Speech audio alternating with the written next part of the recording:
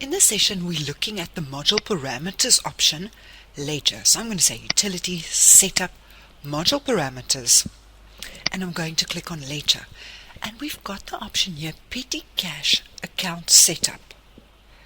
At the moment, if I click on setup, I have not specified any ledger accounts here. Now, first of all, before I show you what to do here, let me explain to you why we would use this option.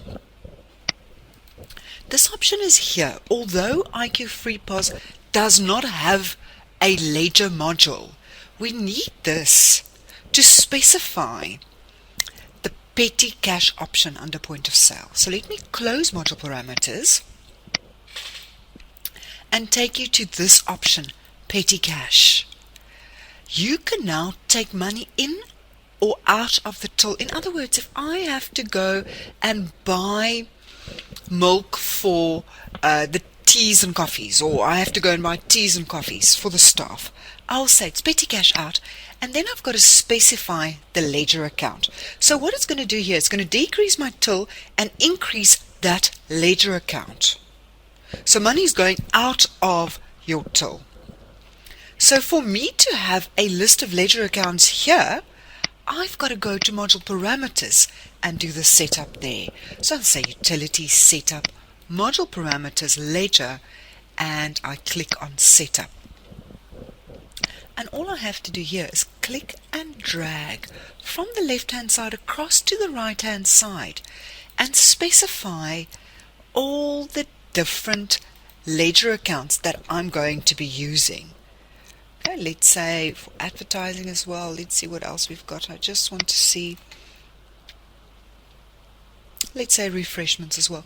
In other words, what we're trying to do is, you don't need the whole ledger.